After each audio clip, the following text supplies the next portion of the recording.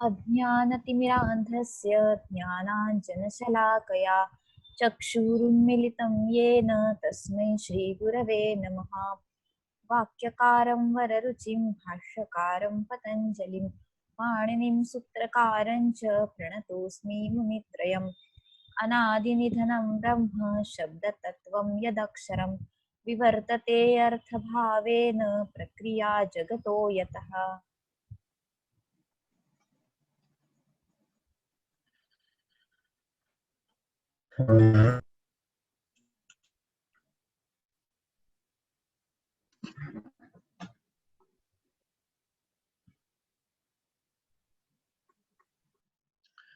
इदानीं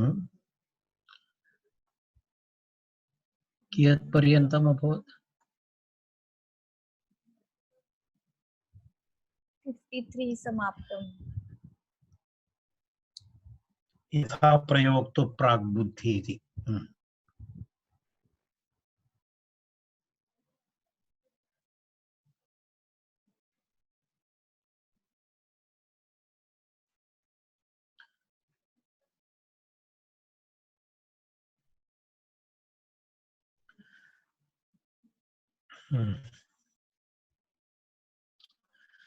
तर्हि विषयः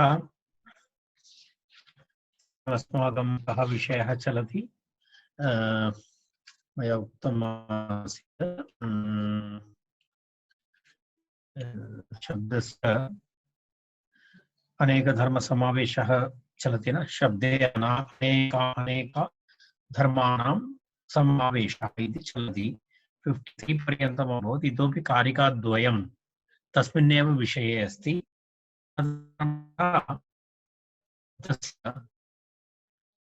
बोधकत्वम् अनन्तरं तादृशविषये अस्ति कारिकाद्वयम्। इदानीं तत्र वस्तुतः वयं द्विश्लोकान् दृष्टवन्तः। यथैकबुद्धिविषया मूर्तिराक्रियते मूर्त्यन्तरस्य तदेव शब्देऽपि दृश्यते। यथा प्रयोक्तु प्राग्बुद्धि शब्देषु एव प्रवर्तते व्यवसायतॄणाम् एवं तेषु एव जायते इति तावत्पर्यन्तं वयम् इदानीं पठितवन्तः। तदनन्तरं पुनः अग्रिमः श्लोकः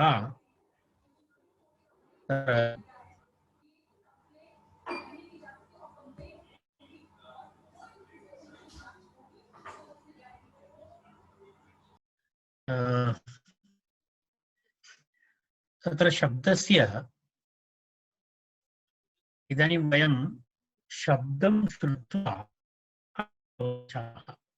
इति अस्ति। शब्दं श्रुत्वा अर्थम् अवगच्छामः। तत्र अर्थस्य विशेषणरूपेण शब्दः वर्तते। एतद् गतवर्गे वयम् उक्तवन्तः। शब्दश्रवणानन्तरं शब्दं श्रुत्वा अर्थम् अवगच्छामः। तस्मात् अर्थस्य विशेषणमस्ति, विशेषणरूपेण शब्दं तिष्ठति। विशेषणं शब्दः किमर्थम् अर्थस्य विशेषणम् इति वयं वदामः? विशेषणस्य उद्देशः नाम इतरव्यावृत्तिः अस्ति। विशेषणस्य उद्देशः इतरव्यावृत्तिः अस्ति। यदा वयं पश्यामः नीलः घटः इत्युक्ते अन्य घटेभ्यः नीलवर्णयुक्तघटस्य पृथक्त्वं दर्शयति, व्यावृत्तिं इतरव्यावृत्तिं दर्शयति। तदेव विशेषणस्य उद्देशः, विशेषणस्य कार्यं तदेव। विशेषणम् अर्थेन सह न सम्बध्यते, पदार्थेन सह न सम्बध्यते। विशेषणस्य कार्यं कियदस्ति? अन्य पदार्थेभ्यः व्यावृत्य तस्य कार्यं तत्र सम्पन्नं भवति। तत्र कार्यभाक्त्वं नास्ति तस्य। तर्हि क्रियया सह तस्य सम्बन्धः नास्ति इत्यर्थः। एवं शब्दस्यापि एवमेवं कार्यमस्ति, विशेषणमिव। यदा बहुभ्यः शब्देभ्यः उक्तशब्दं व्यावर्तयति। यदा घटः इत्युच्यते चेत् अन्यपटादिशब्देभ्यः घटपदार्थं बोधयित्वा सः शब्दः तत्र सम्पन्नः भवति। तस्य शब्दः चरितार्थः भवति। पुनः तस्य कार्यं किमपि नास्ति। यदा शब्दः अर्थं बोधयित्वा तद् समाप्तं भवति खलु। शब्दः अर्थबोधनानन्तरं वयं पूर्वं गतकारिकायामपि चिन्तितवन्तः। अर्थबोधनानन्तरं शब्दस्य किमपि कार्यं नास्ति। शब्दं तु नश्यति एव, शब्दः तु न तिष्ठति। केवलम् अर्थबोधपर्यन्तं शब्दस्य कार्यं भवति। तेन कारणेन तत्र एतद् वस्तुतः कार्यभाक्त्वं नास्ति इत्याशयः। तर्हि तस्मिन् विषये क्रियान्वयः नास्ति एतस्य विशेषणस्य शब्दस्य इति तद् वक्तुम् अग्रिमकारिका तत्र आरभते। तं कारिकां वयं पठामः, तदनन्तरं तस्य विवरणं पश्यामः। पठामि, भवन्तः पठन्तु। अर्थोपसर्जनीभूतान् अर्थोपसर्जनीभूतान् अभिधेयेषु केषुचित् अभिधेयेषु केषुचित् चरितार्थान् परार्थत्वात् चरितार्थान् परार्थत्वात् न लोकप्रतिपद्यते प्रतिपद्यते। पुनरपि एकवारम्। अर्थोपसर्जनीभूतान्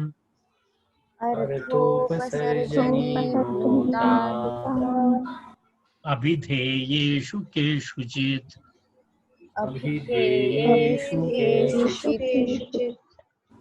चरितार्थान् परार्थत्वात्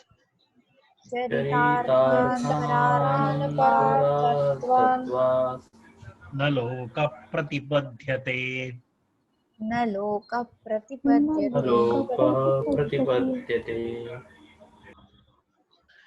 तत्र पदच्छेदं पश्यामः। अर्थोपसर्जनीभूतान् अभिधेयेषु केषुचित् चरितार्थान् परार्थत्वात् न लोकः प्रतिपद्यते इति पदच्छेदः। अर्थोपसर्जनीभूतान् अभिधेयेषु केषुचित् चरितार्थान् परार्थत्वात् न लोकः प्रतिपद्यते इति तस्य पदच्छेदः। अत्र एवमस्ति, तत्र परार्थत्वात् इति आरम्भः भवति। परार्थत्वात् पूर्वं परार्थत्वात् यदा वयं स्वीकुर्मः तस्य पूर्वम् एकः शब्दः स्वीकरणीयः, उच्चरितस्य इति। उच्चरितस्य इति एकं शब्दं वयं पूर्वम् अध्याहारं कुर्मः। तर्हि उच्चरितस्य परार्थत्वात्, उच्चरितस्य शब्दस्य परार्थत्वात्, यस्य शब्दस्य उच्चारणं वयं कुर्मः तस्य आशयः कः? परार्थत्वात्। परं तत्र शब्द अर्थं बोधयितुम् इति तदेव परार्थत्वात् इति। परार्थत्वं नाम उद्देशः अस्ति। परार्थः नाम किं? परार्थः नाम अत्र शब्दः अर्थबोधं करोति, अर्थबोधाय इत्यर्थः तत्र परार्थ। केषुचित् अभिधेयेषु अर्थात् कुत्रचित्, केषुचित् अभिधेयेषु, अभिधेयेषु इति यत्किमपि यदा किमपि बोधयितुम् इच्छति अभिधेयः भवति। यदा घटः पट्टः इत्यादि अभिधेयः भवति, तादृश अभिधेयेषु अर्थात् तादृशबोधं जनयितुं चरितार्थान् इत्युक्ते यत्र तस्य प्रयोजनं भवति, अर्थात् अर्थबोधने केषुचित् अभिधेयेषु तत् चरितार्थान् अर्थोपसर्जनीभूतान् शब्दान् इति। अर्थोपसर्जनीभूतान् शब्दान्, अर्थोपसर्जनीभूतान् शब्दान् इत्युक्ते कः अर्थः? उपसर्जनं नाम उपसर्जनस्य आशयः तत्र अर्थविशेषणस्थापना इति। उपसर्जनं विशेषणम् इत्यर्थे प्रयुज्यते। उपसर्जनं नाम विशेषणम्। अर्थविशेषणापन्नान् शब्दान् लोकः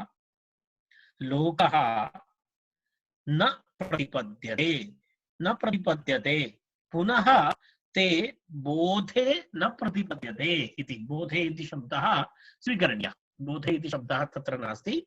लोकः श्रोतारः बोधे बुद्धौ न प्रतिपद्यते क्रियाङ्गत्वेन न जानाति इत्यर्थः। क्रियाङ्गत्वेन न जानाति इत्यर्थः। अर्थात् तत्र एकम् अर्थोपसर्जनीभूतान् इति शब्दस्य किञ्चित् विवरणं कुर्मः।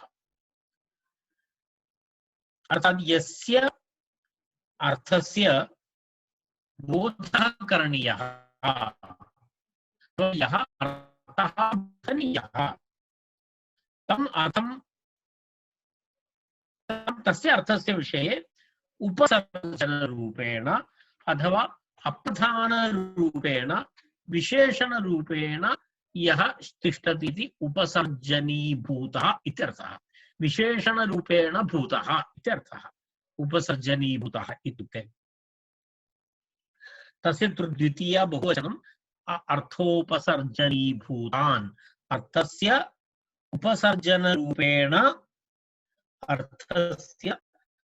उपसर्जनरूपेण जातान् इति। अर्थस्य विशेषणरूपेण जातान् शब्दान् इत्यर्थः। तस्य तद् वस्तुतः विशेषणमस्ति अर्थोपसर्जनीभूतान् इति।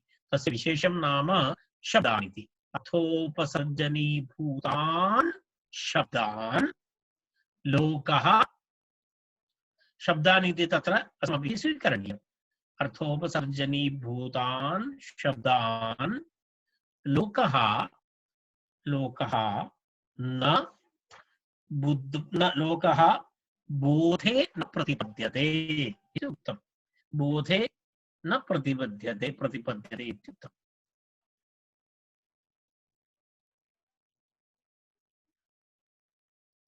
पश्यतु, तत्र यदा किञ्चित् वयं पश्यामः, एतस्य विवरणं पश्यामः, बेसिक् नियमः अस्ति, प्राथमिकः नियमः अस्ति, शब्दाः अर्थस्य विशेषणानि। यदा उदाहरणाय वयं कथं तदेव पश्यामः। घटमानय इति वयं वदामः। घटमानय इति वयं वदामः। तर्हि आनयनक्रिया भवति। आनयनक्रियायाम् आनयन नाम तत्र किं भवति? घटम् आनयति। घटम् आनय इत्युक्ते तत्र घटम् आनयति। तत्र घटशब्दस्य किमपि कोऽपि अन्वयः नास्ति। घटशब्दस्य तत्र अन्वयः नास्ति। घट अर्थस्य अन्वयः अस्ति।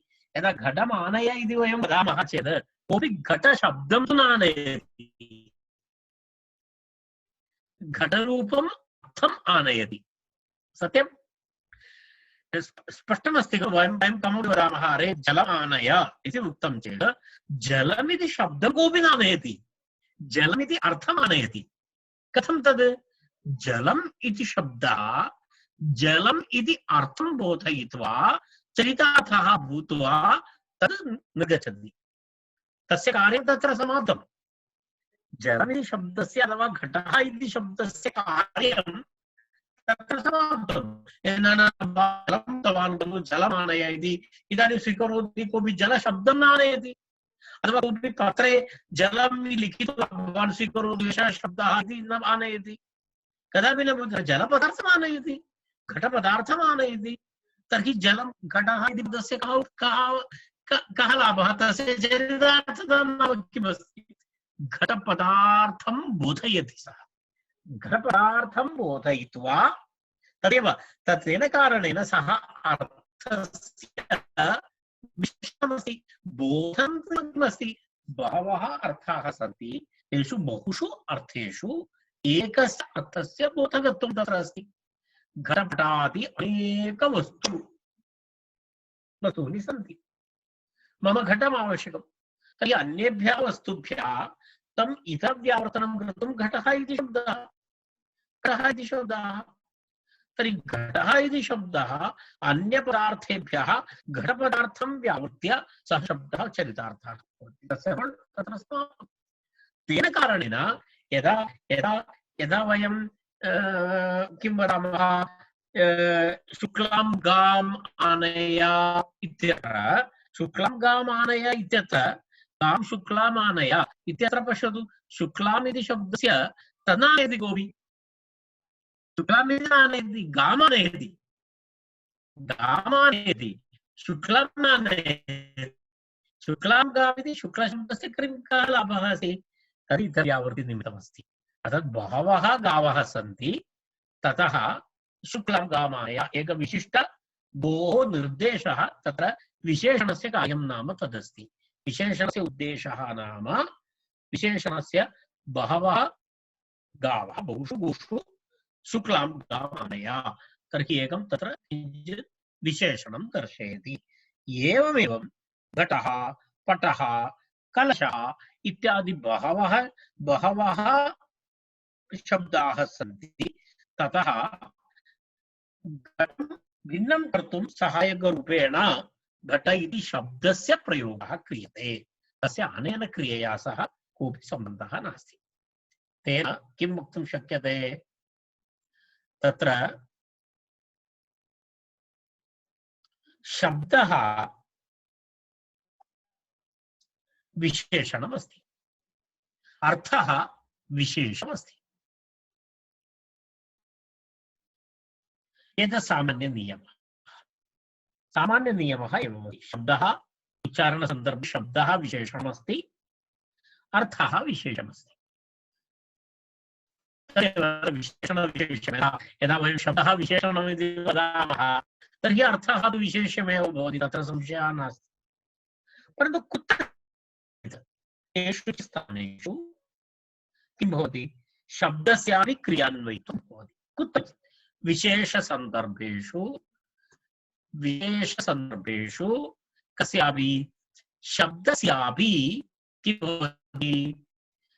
इदानीं वयं शब्दस्य क्रियान्वयित्वं नास्ति इति उक्तवन्तः। शब्दः विशेषणं, विशेषणस्य कार्यं नाम विशेष्यं बोधयित्वा विशेषणं स्वयं चरितार्थः भवति। तेन कारणेन विशेषणस्य क्रियान्वयित्वम् अथवा कार्यभाक्त्वं नास्ति इति उक्तम्। एषः सामान्यनियमः। कुत्रचित् विशेषनियमः अपि भवति। तत् कथमित्युक्ते, कश्चन पुरुषः तं दर्शयित्वा वयं वदामः किञ्चित् बुद्धौ सः पृष्ठतः अस्ति इति चिन्तयतु। कार्यं तदा किञ्चित् किञ्चित् मतिमन्ततो अस्ति तस्य। तर्हि तं दृष्ट्वा वयं वदामः गर्दभोऽयम् इति वयं वदामः। एषः गर्दभः अस्ति, गर्दभोऽयं। यदा भवन्तः मराठी भाषायां गाढवः इत्यादि प्रयोगाः, गर्दभः प्रयोगः भवति मराठी। सर्वासु भाषासु भवति। गर्दभाः मानवेष्वपि बहवः गर्दभाः सर्वत्र भवन्ति। तर्हि एवं गर्दभोऽयम् इति प्रयोगः कृतः केनापि, कमपि पुरुषमुद्दिश्य गर्दभोऽयम् इति प्रयोगः कृतः। अत्र शब्दस्य क्रियान्वयित्वं भवति। किमर्थम् इत्युक्ते तत्र उद्दिष्टं तत्र अस्ति, उत्तिष्ठः पुरुषः अस्ति, उत्तिष्ठः गर्दभः नास्ति। यस्य चत्वारः पादाः भवन्ति, अनन्तरं यस्य पृच्छं भवति, तादृशगर्दभः अत्र विषयः नास्ति। अत्र विषयः पुरुषः अस्ति। परन्तु तमुद्दिश्य किं कः प्रयोगः भवति? गर्दभोऽयम् इति प्रयोगः भवति। एवं प्रयोगसन्दर्भे किं भवति? तत्र तदेव एकः विचित्रप्रयोगः इत्येव। तत्र वस्तुतः शब्दस्यैव अयं गर्दभः अस्ति इत्युक्ते तत्र अर्थस्य किं नास्ति, अर्थस्य अन्वयः नास्ति, तत्र शब्दस्य अन्वयः अस्ति। किमर्थं? तत्र सः शब्दः स्वीकरणीयः गर्दभोऽयम्, न तु अर्थः। अरे गर्दभोऽयम् कृत्वा वयम् एवं न पृच्छामः, अरे अरे एतस्य चत्वारः पादाः सन्ति, एतस्य नास्ति, पुच्छः नास्ति इति वयं न चिन्तयामः। तत्र केवलम् अर्थः शब्दः स्वीक्रियते, तत्र किञ्चित् गौणार्थं दर्शयति इत्यर्थः। तत्र वस्तुतः गौणः अर्थः भवति, गौणः अर्थः भवति। समीचीनः। एषः विचित्रप्रयोगः।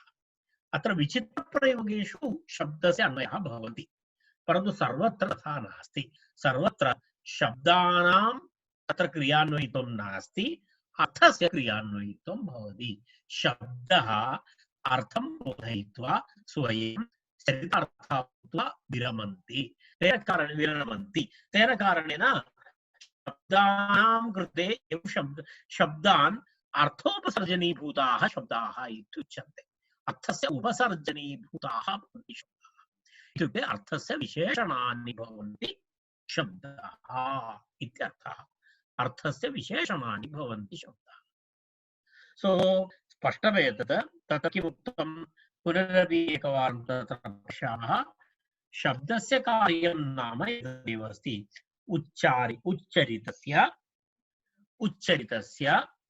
उच्चरितस्य शब्दस्य परार्थत्वात्। तस्य स्पष्टम्। उच्चरितस्य शब्दस्य उद्देशः तत्र परार्थता अस्ति। परार्थता तत्र उपसर्जनम् इत्युक्ते विशेषणम् इत्यर्थः। अत्र गौणः विशेषणम् इत्यर्थः। कौमुद्यामपि अस्ति तथा उपसर्जनम् इति। यदा बहुव्रीहिसमासे उपसर्जनप्रयोगः अस्ति। उपसर्जनम् इत्युक्ते बहुव्रीहिसमासे भवति खलु, तत्र गौणः अर्थः भवति उपसर्जनम् इति। अत्रापि उपसर्जनम् इति विशेषणमित्येव अर्थः। उपसर्जनीभूतः इत्युक्ते विशेषणीभूताः इत्यर्थः। कस्य विशेषणीभूताः? अर्थस्य विशेषणीभूताः। तर्हि अर्थोपसर्जनीभूताः शब्दाः अर्थस्य उपसर्जनीभूताः भवन्ति विशेषणानि। तर्हि उच्चरितस्य शब्दस्य परार्थत्वात्। उच्चरितस्य शब्दस्य परार्थत्वमस्ति। परार्थत्वं नाम कीदृशं परार्थत्वमस्ति तस्य? परार्थत्वं नाम उद्देशः भिन्नः, अर्थबोधनं तस्य उद्देशः।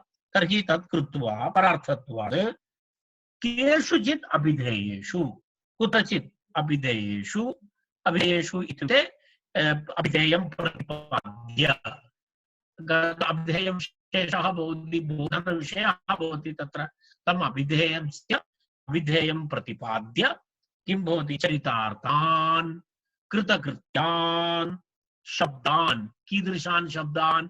अर्थोपसर्जनीभूतान् शब्दान्। अर्थोपसर्जनीभूतान् शब्दान् इत्युक्ते अर्थानां विशेषणीभूतान् शब्दान् लोकः बोधे न प्रतिपाद्यते। बुधौ पुनः न स्थापयति तद्गच्छति, तस्य कार्यं समाप्तं। एवं बोधं जनयित्वा तस्य कार्यं समाप्तं। वयं तं शब्दं स्वीकृत्य भ्रमणं न कुर्मः। घटमानय इत्युक्ते विषयः स्पष्टः। भवन्तः घटपदार्थम् आनयति, सः आनय। भवन्तः पश्यन्तु, यदा प्रथमं शब्दः श्रूयते घ इति केनापि घ ट ओ घ ट अस्तु घटम् ओ द्वितीया रैट् अर्थः ज्ञातः। तदा पुनः आ इति, पुनः किं न इति, पुनः य अच्छा लोट् लकारः आनय आनयतु इत्यर्थः। तर्हि घटम् आनय इति श्रुत्वा पुनः तत् कार्यं समाप्तं। तस्य अर्थबोधः जातः। पुनः तेषां शब्दानां किमपि कार्यं नास्ति, तस्य कार्यं तत्र समाप्तम् इत्यर्थः। तत् समाप्तम्। अर्थबोधपर्यन्तमेव शब्दानां कार्यं। तर्हि अर्थबोधं जनयितुम् इतरर्थेभ्यः यः अर्थः मम मनसि अस्ति तस्य बोधनमेव तत्र कार्यं, ततोपि अन्यत् किमपि नास्ति इति तस्य आशयः। तर्हि एवम् एतस्मिन् विषये उक्त्वा आचार्यः अग्रे गच्छति। तत्र इदानीं तत्र शब्दः लोकः शब्दं बुद्धौ न स्थापयति इति उक्तं, तत्र न प्रतिपाद्यते इति उक्तं। तर्हि तावदुक्त्वा तदा इदानीम् एकवारं पठामः, तदनन्तरं पुनः अग्रिमविषयं प्रति वयं गच्छामः। अर्थोपसर्जनीभूतान् अभिधेयेषु केषुचित् अभिधेयेषु केषुचित् परार्थत्वात् चरितार्थपरार्थत्वात् परार्थत्वात् लोकप्रतिपद्यते लोकः प्रतिपद्यते। प्रतिपद्यते। इदानीं शब्दस्य विषये इतोपि एतस्मिन् प्रकरणे सः अन्तिमः श्लोकः शब्दे विविधधर्माणां समावेशः इति विषये। यदा वयं प्रकाशविषये चिन्तयामः, प्रकाशं किञ्चित् उदाहरणरूपेण अहं स्वीकरोमि। प्रकाशस्य स्वभावद्वयम् अथवा शक्तिद्वयम्। एकं तु प्रकाशः स्वयं प्रकाशते इति एका शक्ति। अपरा शक्ति तु अन्यं कमपि वस्तुविशेषं प्रकाशयति इति द्वितीया शक्ति। तर्हि प्रकाशः स्वयं प्रकाशते, तेन सह अन्यं प्रकाशयति च इति द्वितीया भवति। प्रकाशते शक्तिद्वयम्। स्वयं प्रकाशयति, अन्यं प्रकाशयति च इति द्वयम्। तत्र स्वयं प्रकाशयति इति तु इति या शक्ति भवति, सा शक्ति ग्राह्यशक्ति इति उच्यते। सा शक्ति ग्राह्यशक्ति इति उच्यते। अन्यं प्रकाशयति इति या शक्ति अस्ति, सा शक्ति ग्राहकशक्ति इति उच्यते। एका शक्ति स्वयं प्रकाशते इति किं भवति? ग्राह्यशक्तिः।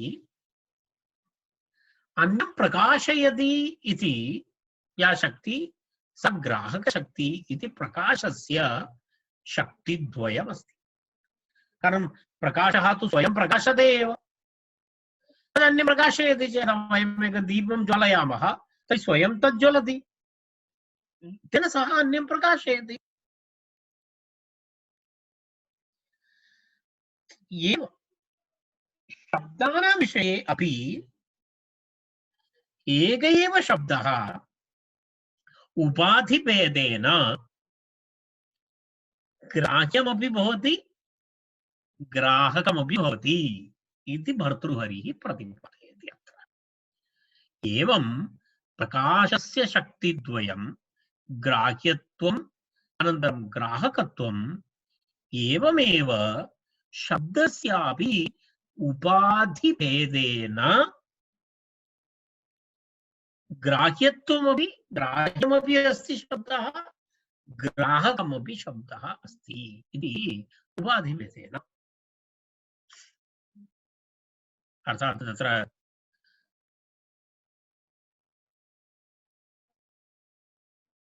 एवं तत्र उक्त्वा एतदेक आमुखरूपेण उक्त्वा वयम् एतं कारिकां पश्यामः। तत्र ग्राह्यत्वग्राहकत्वविषये किञ्चित् इदानीम् अग्रिमा कारिका पठामः। ग्राह्यत्वं ग्राहकत्वं च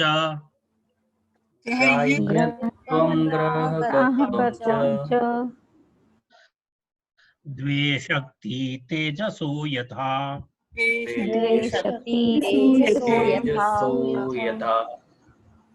तथैव सर्वशब्दानां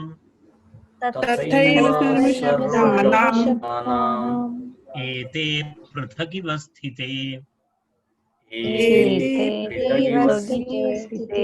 पुनरपि एकवारं। ग्राह्यत्वं ग्राहकत्वं च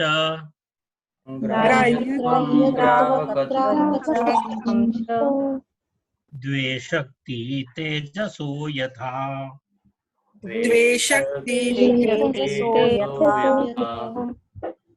तथैव सर्वशब्दानां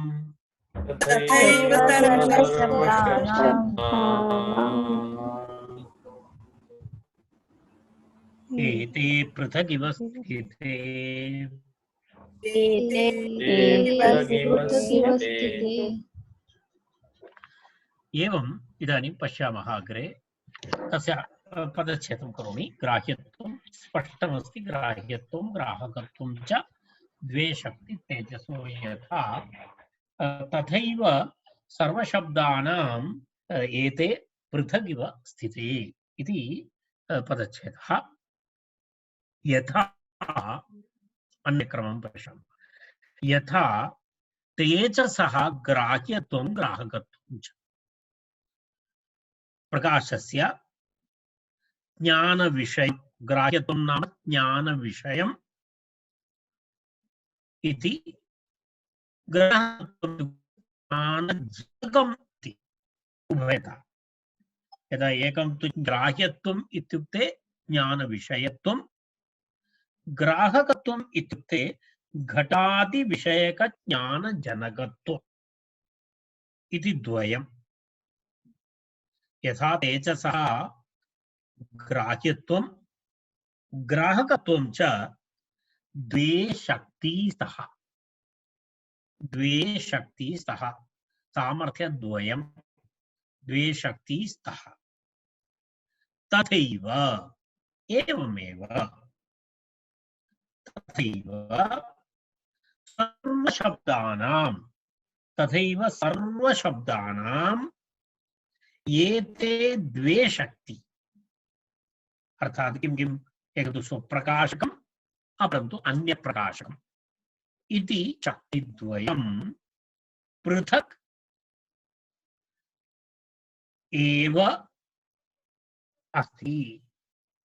पृथक् न एकं तदैव सर्वशब्दानां पृथक् इव स्थिते, पृथक् इव स्थिते इति उक्तम्।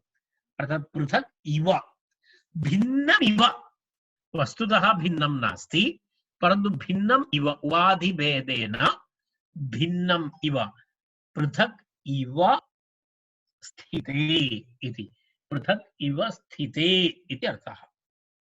द्विवचनम् अस्ति इति कृत्वा तत्र स्थिता स्थिते इति द्विशक्ति, द्विशक्ति इति स्थिता स्थिते एवं तिष्ठन्ति, तिष्ठतः इत्यर्थः। पश्यतु,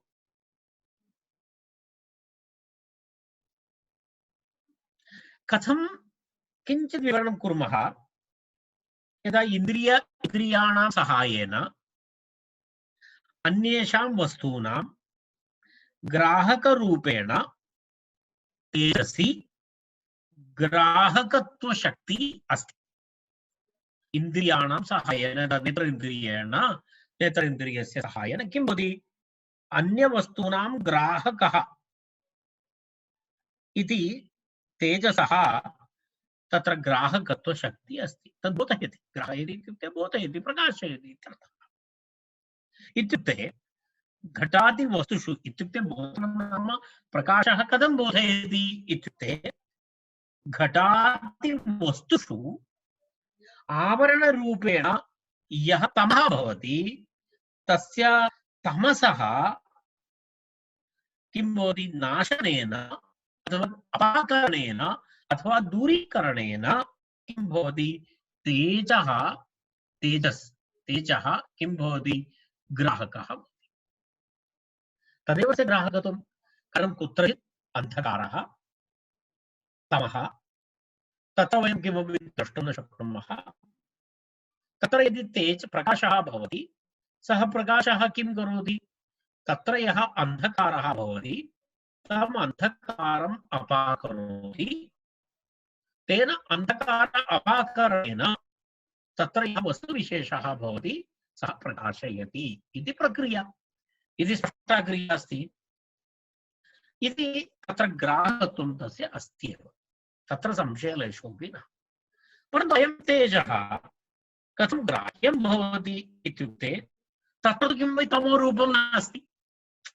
यदा स्वयं तेजसि तमोरूपत्वं नास्ति, तमोरूपता कुत्र आसीत्, वस्तुषु आसीत्, पदार्थेषु, अन्यपदार्थेषु आसीत्। तत्र तमोरूपम् अन्धकारम् अथवा तमोरूपं तमः अन्धकारः तम् अपाकरोति इति तत्र एतत् जातं। परन्तु अग्नौ पुनः अन्धकारः तु नास्ति एव। अग्नौ कुत्र अन्धकारः अस्ति? तत्र तेजसि अन्धकारः तु नास्ति एव। तस्मात् तत्र एक आवरणभावः अस्माभिः कल्पितः भवति। अतः पूर्वं नासीत्। तत्र किं करणीयं भवति? तत्र स्वयंकृतः सहजः कश्चन आवरणभावः अस्माभिः कल्पनीयः भवति। कल्पितः तेन कारणेन तस्य कल्पितस्य आवरण अभावः कल्प्यते। पूर्वं तेजः नासीत्। यदा अग्निः प्रज्वलितः तर्हि तत्र अग्नेः कश्चन आवरणं तस्य अभावः भवति इति वस्तुतः कश्चन काल्पनिकः सहजः काल्पनिकः किं भवति? तत्र स्वयं कृतः सहजः कश्चन आवरणाभावः अस्माभिः स्वीकरणीयः भवति। उपाधि इति तद् उपाधिः अस्ति। एवं तत् किं करोति? एतेन प्रकारेण यदा तेजसि ग्राह्यत्वं ग्राहकत्वम् एतद्द्वयं भवति, तद्वत् शब्दः तस्य प्रथमं तस्य